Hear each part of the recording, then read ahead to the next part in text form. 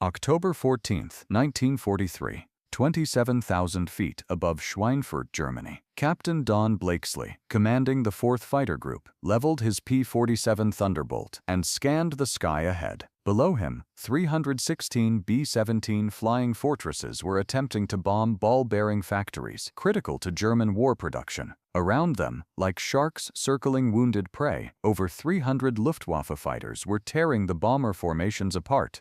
Blakeslee's fuel gauge showed 20 minutes remaining before he'd have to turn back, 20 minutes to provide cover for bombers that needed 3 more hours to reach England. The mathematics were simple and brutal. The P-47 Thunderbolt, America's frontline fighter, had the range of a sports car. It could escort bombers 250 miles into Germany, then had to abandon them to their fate. The bombers going deeper faced German fighters without protection. Today's raid would lose 60 B-17s and 600 men before it ended, as Blakeslee reluctantly ordered his group to turn for home. Leaving the bombers to face 200 miles of German fighters alone, he transmitted words that would echo through 8th Air Force headquarters. "We need a fighter that can go all the way to Berlin and back. Until we get one, we're sending these bomber boys to die." What Captain Blakeslee didn't know was that such a fighter already existed. Not in some classified development program or top-secret facility, but sitting ignored in a hangar at Wright Field, Ohio,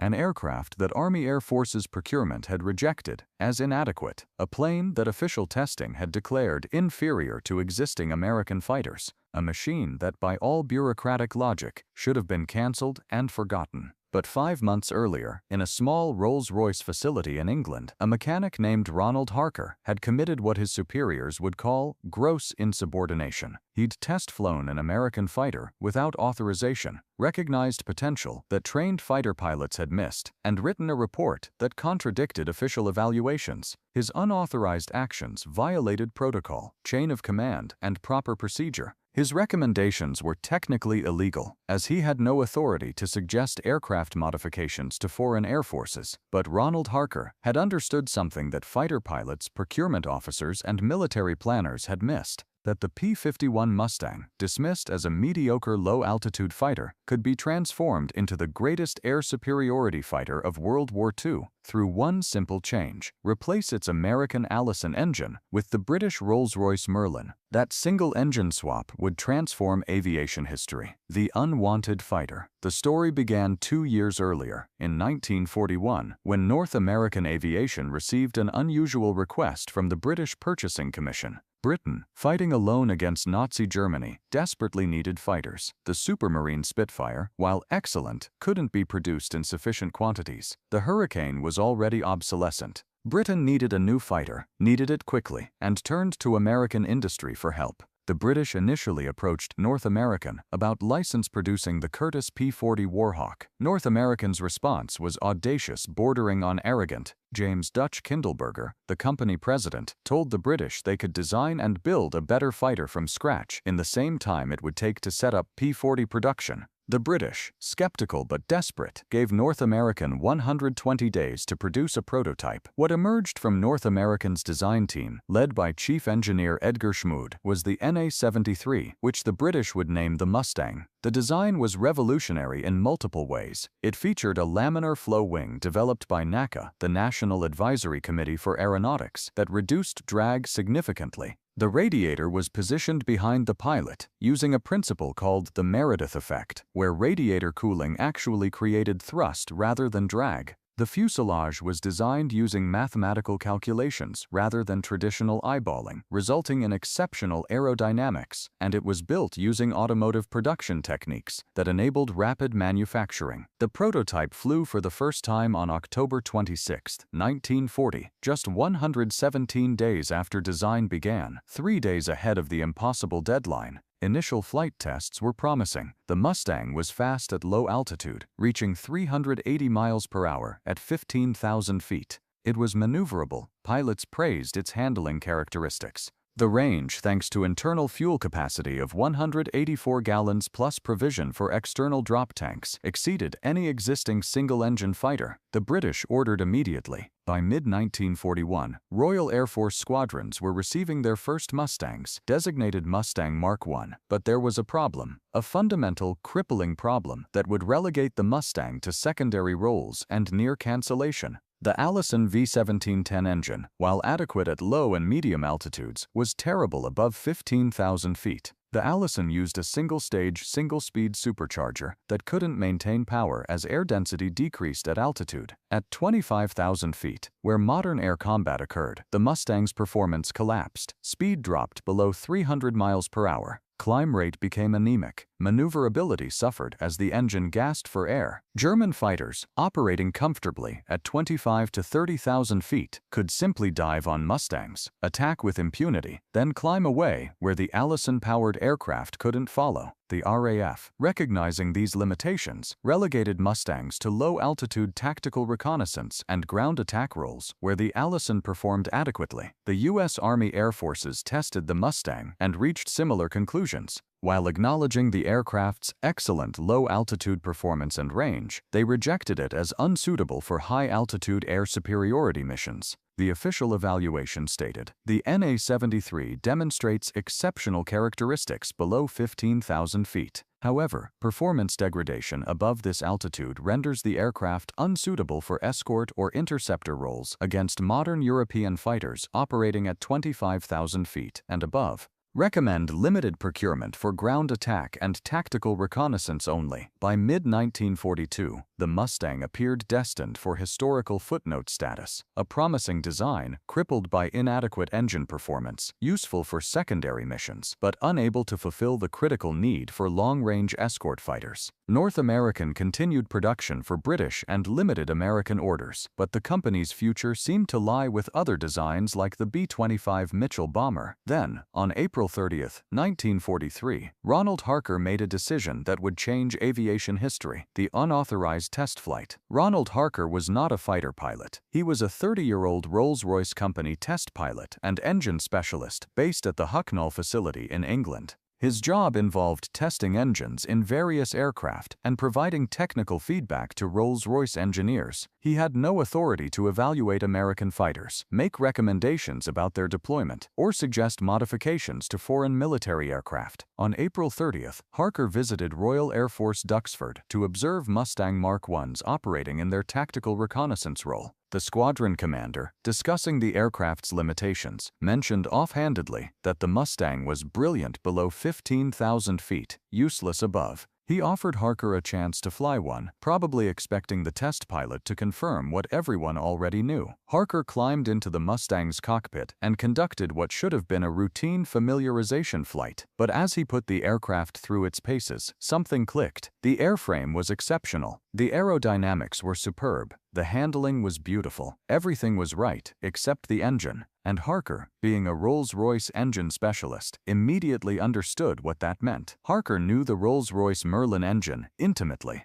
The Merlin, powering Spitfires, Hurricanes, Mosquitoes, and Lancasters, was Britain's most successful aero engine. It featured a two-stage, two-speed supercharger that maintained power output to 30,000 feet and beyond. While the Allison gasped at 25,000 feet, the Merlin was just getting started. The Merlin produced approximately 1,420 horsepower at 25,000 feet, compared to the Allison's barely 1,000 horsepower. At the same altitude, as Harker flew the Mustang back to Duxford, a radical idea formed. What if you married the Mustang's exceptional airframe to the Merlin's high-altitude performance? The combination could produce a fighter with low-altitude speed and range plus high-altitude performance. It would be the best of both worlds. After landing, Harker committed his act of insubordination. Without authorization from Rolls-Royce management, without approval from RAF command, without permission from American authorities, he wrote a detailed report recommending that the Mustang be re-engined with the Rolls-Royce Merlin. His report, dated May 3, 1943, stated, "The Mustang airframe is superior to any fighter currently in production. Its only limitation is the Allison engine's altitude performance. Installation of the Merlin engine would create an aircraft combining the Mustang's range and handling with the Merlin's high-altitude power. The resulting fighter would exceed the performance of any aircraft currently operational. I strongly recommend immediate testing of this configuration. The report went to Air Vice Marshal Sir Wilfrid Freeman, who recognized its potential immediately. Freeman had the authority to act but faced a diplomatic problem. The Americans had tested the Mustang and rejected it, suggesting they'd made a mistake, risked offending allies, and Freeman had no jurisdiction over American aircraft procurement. But Freeman understood that winning the war mattered more than diplomatic niceties. He forwarded Harker's report to the Ministry of Aircraft Production with a note. "This may be the most important recommendation to cross my desk this year. We should pursue it, regardless of diplomatic complications." What neither Harker nor Freeman knew was that across the Atlantic, Rolls-Royce's American licensee, Packard Motor Company, had already begun exploring the same concept, and at Wright Field, a handful of engineers had been quietly advocating for the Merlin-Mustang combination for months, only to be blocked by procurement bureaucracy. The bureaucratic battle, the idea of re-engining the Mustang with the Merlin, wasn't entirely new. Several engineers had suggested it informally, but official channels had rejected the concept for multiple reasons, each seemingly logical, individually, but collectively disastrous. First, the Allison engine was American-made, while the Merlin was British. National pride and industrial policy favored American engines in American aircraft. Second, the Merlin was already in short supply for British aircraft production. Diverting Merlins to American fighters would reduce Spitfire and Lancaster production. Third, re-engineering an existing aircraft to accept a different engine required time and resources. Why modify a rejected design when existing fighters were available? Fourth, and most significantly, the procurement bureaucracy had already invested in other solutions. The P-47 Thunderbolt and P-38 Lightning were approved in production and deployed. The system had committed to these aircraft. Suggesting a different solution implied the original decisions were wrong, something bureaucracies resist admitting. But by spring 1943, the bomber crisis was undeniable. The 8th Air Force was losing bombers at unsustainable rates on deep penetration raids into Germany. The P-47, excellent in combat, lacked range. The P-38, with adequate range, suffered mechanical problems in European weather. Neither could escort bombers to targets deep in Germany. The crisis demanded solutions, and Harker's report provided one. Air Vice Marshal Freeman contacted the U.S. Army Air Forces through official channels, suggesting that testing a Merlin-powered Mustang might prove valuable. The American response was lukewarm at best. A memo from Wright Field dated May 22 stated, "The RAF's suggestion regarding Merlin installation in the P-51 is noted. However, we have already committed to the P-47 and P-38 for escort duties." Modifying an aircraft already rejected as unsuitable for high-altitude work seems inefficient allocation of engineering resources, but Freeman had an ace to play. Rolls-Royce had already begun the conversion independently, without American permission. Without official approval, Rolls-Royce engineers at Hucknall removed the Allison engine from Mustang Mark I serial number AL975 and began fitting a Merlin 61. This was the mechanical equivalent of Grand Theft aircraft. The Mustang belonged to the RAF, purchased from America under Lend-Lease. Modifying it without consulting the manufacturer or the purchasing government violated every protocol. But Freeman had given tacit approval, and Rolls-Royce proceeded. The conversion required significant engineering. The Merlin was larger than the Allison, requiring modifications to the engine mounts, cowling, and cooling system. The propeller had to be changed to accommodate different power characteristics.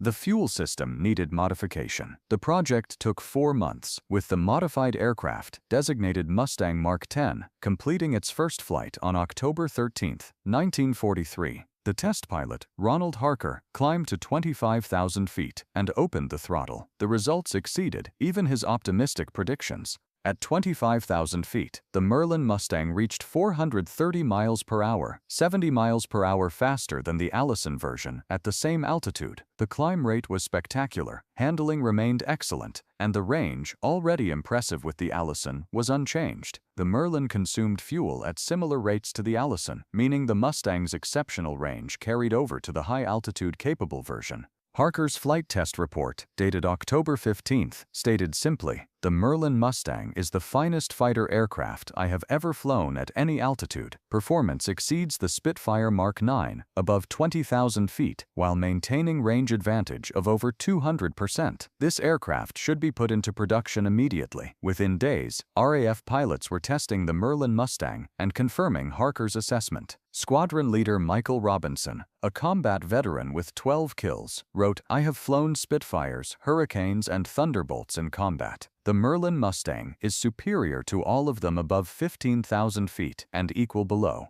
Most importantly, its range is triple the Spitfire. This is the bomber escort fighter we've been waiting for." Before we continue with how this illegal modification transformed the air war over Europe, if you're finding this story of unauthorized innovation and bureaucratic rebellion fascinating, please take a moment to subscribe to our channel and hit that notification bell. We bring you detailed, well-researched military history that reveals the human decisions behind technological breakthroughs. Your subscription helps us continue producing these in-depth documentaries. Now let's see what happened when the Americans finally accepted what one mechanic's unauthorized test flight had proven. The American Awakening. The British test results couldn't be ignored. By November 1943, data from the Merlin Mustang was reaching American commanders who understood its implications. General Henry Hap Arnold, commanding the Army Air Forces, saw performance reports that exceeded any existing American fighter. Range of over 2,000 miles with drop tanks.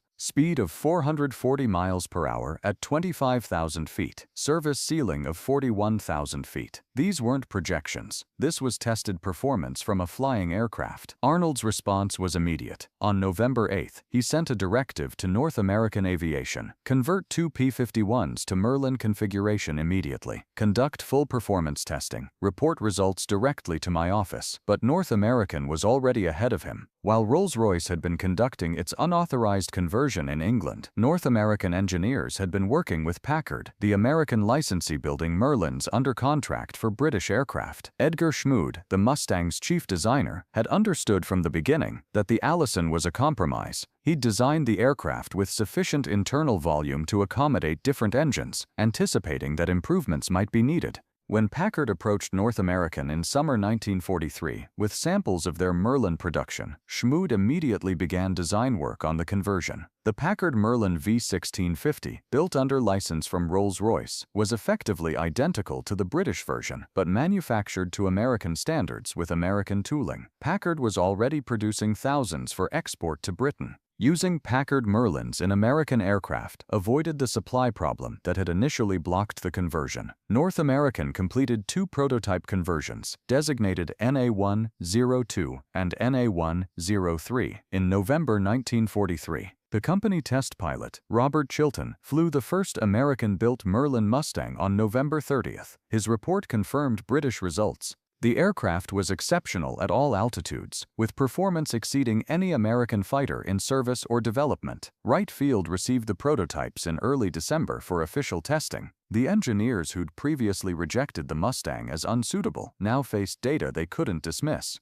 At 25,000 feet, the Merlin Mustang was 40 miles per hour faster than the P-47 Thunderbolt and 55 miles per hour faster than the P-38 Lightning. It could outclimb both aircraft at all altitudes above 15,000 feet. And its range, even before considering drop tanks, was 850 miles compared to the P-47's 475 and the P-38's 525. The combat radius, the critical measure for escort missions, told the story most dramatically. The P-47 could escort bombers approximately 250 miles into Germany, enough to reach the Ruhr, but not Berlin. The P-38 could reach 300 miles. The Merlin Mustang, designated P-51B, could reach 650 miles with internal fuel alone, and with 2 drop tanks carrying 75 gallons each, the combat radius extended to 800 miles. Berlin was 550 miles from England. The P-51B could escort bombers all the way to Berlin and back, with fuel to spare for combat. General Arnold ordered immediate full-scale production on December 20, 1943.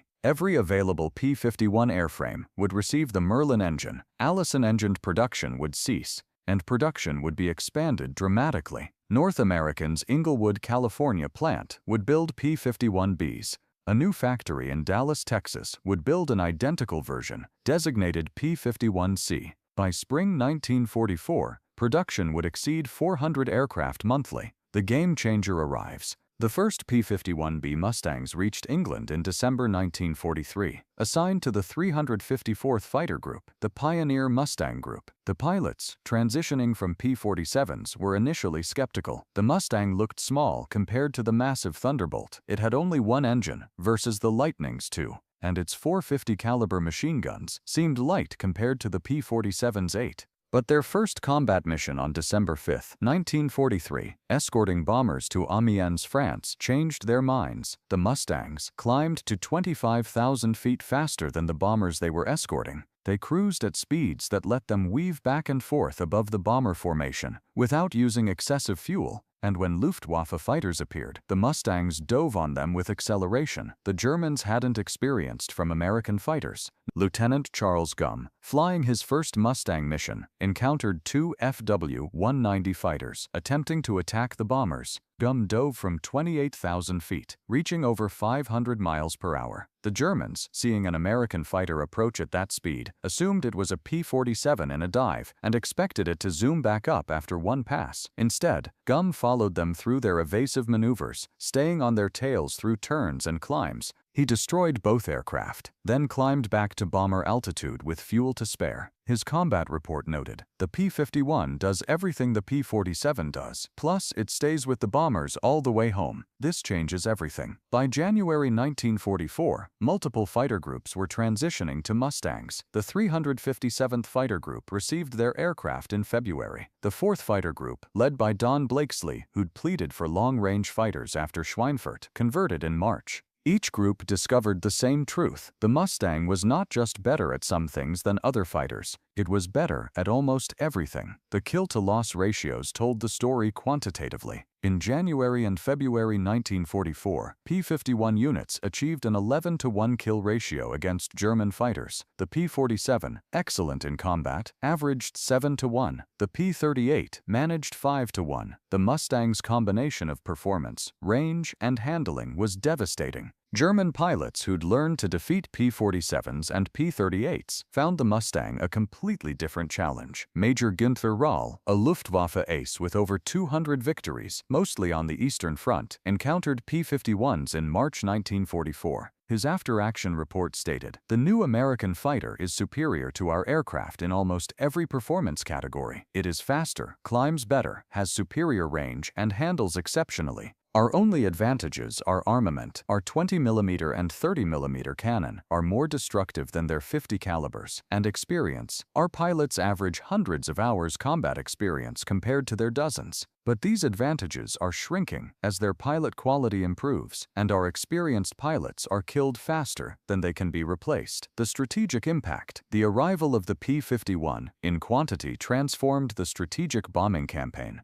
Before the Mustang, daylight bombing deep into Germany was a calculated gamble. Losses of 5 to 10% per mission were common. At those rates, bomber crews faced statistical certainty of death or capture before completing their 25 mission tours. The unsustainable losses threatened to end the daylight bombing campaign entirely. With Mustang escort to and from targets, bomber losses dropped dramatically. Missions to Berlin. In March 1944, the first American bombing of the German capital saw losses under 4%, despite facing the Luftwaffe's most experienced units. The presence of Mustangs throughout the flight prevented the mass attacks that had previously devastated unescorted formations, but the Mustang's impact went beyond protecting bombers. General James Doolittle, commanding the 8th Air Force, issued a directive in January 1944 that changed fighter tactics fundamentally. Previously, fighters stayed close to bomber formations, reacting defensively to German attacks. Doolittle's new guidance: destroy the German Air Force wherever you find it, in the air or on the ground. The Mustang's range made this possible.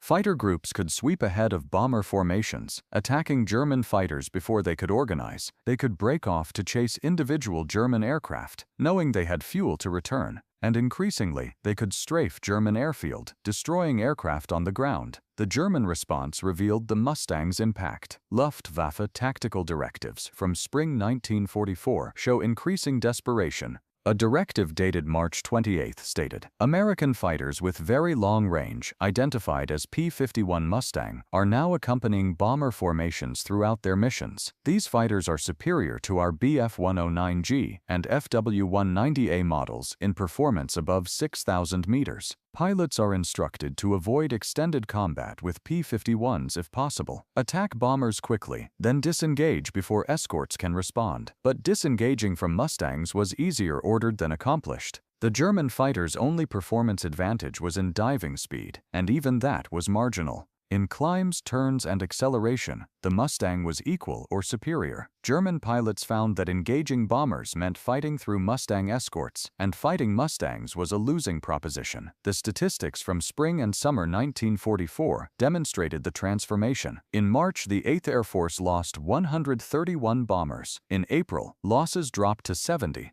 In May, 61. By June, 42. The declining losses corresponded directly to increasing Mustang availability. As more fighter groups converted to P-51s, bomber losses declined and fighter victories increased. The Luftwaffe was being destroyed in a war of attrition. It couldn't win. American industry was producing fighters faster than Germany could replace losses. American training was generating pilots faster than Germany could train replacements. And the quality gap was narrowing as American pilots gained experience while German veteran pilots died. The D-Day invasion in June 1944 saw Allied air superiority so complete that German fighters were almost absent. The Luftwaffe managed only 319 sorties on June 6, compared to over 14,000 Allied sorties. Mustangs patrolling at altitude ensured German fighters never reached the beaches in strength. By late summer 1944, Luftwaffe day fighter forces were effectively broken. They still existed, still flew sorties, still occasionally achieved tactical successes, but strategically, they'd lost. They couldn't defend German cities from daylight bombing, they couldn't support ground forces facing Allied advances, and they couldn't replace losses at rates necessary to remain effective.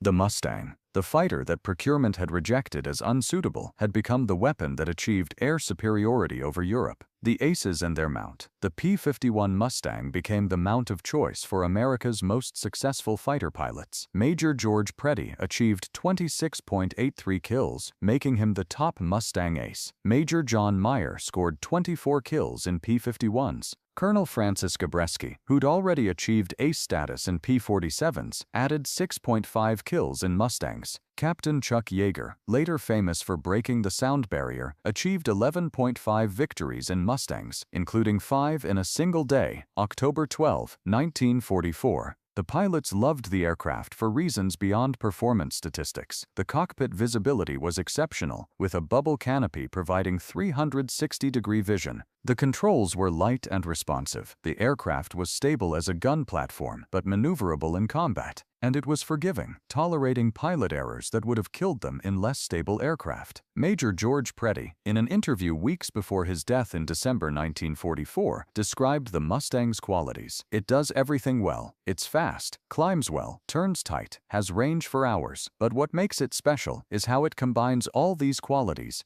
Other fighters might match it in one area, but the Mustang is competitive in every area. You can't trap a Mustang pilot if he's competent. He can always extend and escape if the fight turns bad, then come back when he has advantage. That versatility is what makes it deadly. The aircraft's reliability was another advantage rarely mentioned in performance comparisons. The Packard Merlin engine was robust and maintainable. The airframe was tough, bringing pilots home despite battle damage that would have destroyed other fighters, and the systems were redundant where possible, meaning single failures rarely caused aircraft loss. Captain Donald Lopez, who completed 70 missions in Mustangs, described returning from a mission with 67 flak holes in his aircraft, including damage to one aileron and the rudder. The plane flew like it was angry, but it flew. Any other fighter would have been uncontrollable with that damage. The Mustang just shrugged it off and brought me home.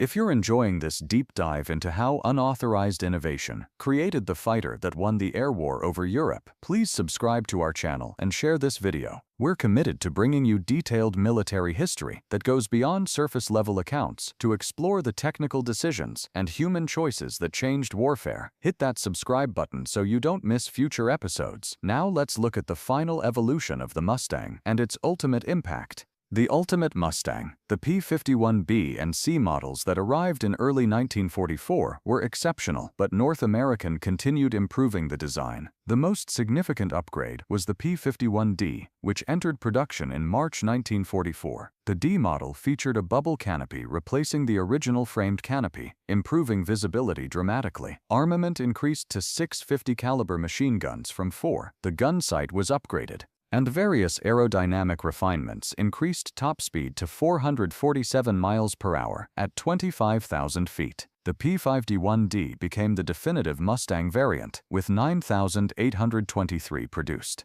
It equipped the majority of 8th and 9th Air Force fighter groups by fall 1944, and it dominated the skies over Europe in the war's final months. The final major variant, the P-51H, incorporated lessons from years of combat. Weight was reduced through using thinner wing skins and lighter structure. The engine was upgraded to a Packard Merlin V1650-9, producing 1,900 horsepower with water injection. Top speed reached 487 miles per hour, making it the fastest production Mustang. But the H model arrived too late, with production beginning in February 1945. Only 555 were built before war's end, and most never saw combat. The P-51D remained the standard through war's end, and for years afterward, its performance was adequate to defeat any German aircraft, including the Me-260 jet fighter, under certain circumstances. While the Me-260 was faster in level flight and had devastating firepower, it was vulnerable during takeoff and landing. Mustang pilots learned to patrol German jet bases, catching Me-260s when they were most vulnerable. The jet's speed advantage in the air was negated by Mustang's ability to destroy them on the ground or during critical flight phases. The numbers of dominance. The production statistics for the P-51 Mustang reflected its success and importance. Total production reached 15,575 aircraft across all variants. Of these, approximately 8,000 were P-51D models. Production peaked at 550 aircraft monthly in March 1945. For comparison, total P-47 Thunderbolt production was 15,683, and P-38 Lightning production was 10,037. The Mustang matched the Thunderbolt in total production, despite entering mass production 2 years later. The combat record was equally impressive. P-51 units claimed 4,950 enemy aircraft destroyed in air-to-air combat. Additionally, they destroyed approximately 4,000 enemy aircraft on the ground during strafing attacks. The combined total of nearly 9,000 enemy aircraft destroyed exceeded the claims of any other American fighter type. The loss rates told another story. Of 15,575 Mustangs produced, approximately 2,520 were lost in combat. This represented a loss rate of 16.2%, significantly lower than other fighter types. The P-47 lost approximately 3,577 of 15,683 produced, a 22.9% loss rate. The P-38 lost approximately 1,758 of 10,037, a 17.5% loss rate. The Mustang's lower loss rate reflected its performance advantages and the progressive weakening of German defenses as the war continued. But it also demonstrated that the aircraft was survivable in combat, bringing pilots home despite damage and opposition. Legacy and conclusion. The P-51 Mustang continued serving long after World War II ended. It fought in Korea, where it excelled in ground attack roles. Many air forces worldwide used Mustangs through the 1950s and even 60s. Several countries continued operating them into the 1980s for specialized roles. Today, over 150 Mustangs remain airworthy, thrilling airshow crowds, and reminding new generations of aviation excellence. But the Mustang's true legacy lies in what it represented: successful integration of British and American technology, the importance of long-range escorts in strategic bombing, and most significantly, the power of innovation over bureaucracy. Ronald Harker's unauthorized test flight in April 1943 violated protocol and chain of command. His recommendation contradicted official evaluations. His actions could have ended his career if superiors had chosen to enforce regulations strictly. Instead, his technical insight and willingness to challenge conventional wisdom helped create the fighter that won air superiority over Europe. The story contains lessons that extend beyond aviation history. That sometimes the most important innovations come from unexpected sources. That bureaucratic rejection doesn't necessarily mean an idea lacks merit. That combining existing technologies in new ways can produce revolutionary results. And that one person willing to challenge the system can change history. The P-51 Mustang, designed in 120 days, rejected by procurement, saved by a mechanic's unauthorized test flight, became America's deadliest fighter. It destroyed more enemy aircraft than any other American fighter. It made strategic bombing viable by providing the long-range escort capability that bombers desperately needed, and it helped achieve the air superiority that made D-Day possible and Germany's defeat inevitable. Don Blakeslee, who'd pleaded for a long-range fighter after watching bombers die over Schweinfurt, led the 4th Fighter Group in Mustangs through the war's end. He achieved 15.5 confirmed kills, but his real achievement was leading his group to over 580 enemy aircraft destroyed, the highest-scoring group in the 8th Air Force. In a post-war interview, Blakeslee reflected on the Mustang's impact. "We had courage, we had numbers, we had industrial capacity, but we didn't have the tool to do the job until the Mustang arrived. Once we got it, everything changed. We went from barely surviving missions to dominating the sky." The Mustang didn't just protect bombers, it hunted German fighters wherever they were and destroyed them. It was the fighter we needed, delivered just in time to matter. The transformation from rejected design to war-winning weapon took less than a year. From Harker's unauthorized test flight in April 1943 to Mustangs dominating German skies in spring 1944 was just 12 months.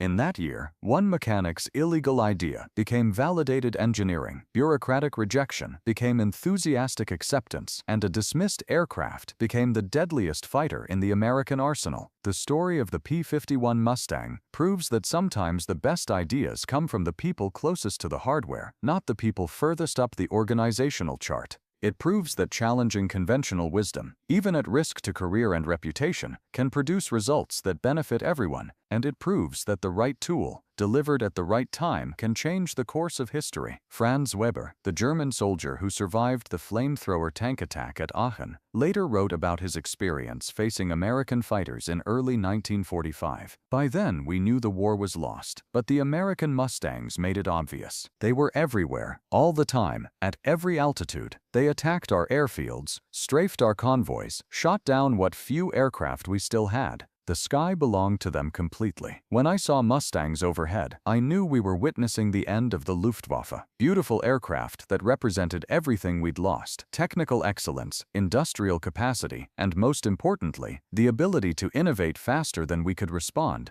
Today, when a restored P-51 Mustang performs at an airshow, the crowd hears the distinctive sound of the Merlin engine and sees the graceful lines of Edgar Schmude's design. But they're really witnessing the legacy of Ronald Harker's unauthorized test flight, the validation of one mechanic's illegal idea, and the proof that sometimes the most important breakthroughs come from people willing to violate rules in service of a greater truth. The P-51 Mustang, born from desperation, rejected by bureaucracy, saved by a mechanic who broke the rules, and ultimately, the fighter that helped win World War II by achieving what everyone said was impossible, escorting bombers all the way to Berlin and back, while destroying every German fighter foolish enough to challenge it. The mechanic was right, the bureaucrats were wrong, and history was changed by one unauthorized test flight that proved that sometimes breaking the rules is exactly what victory requires.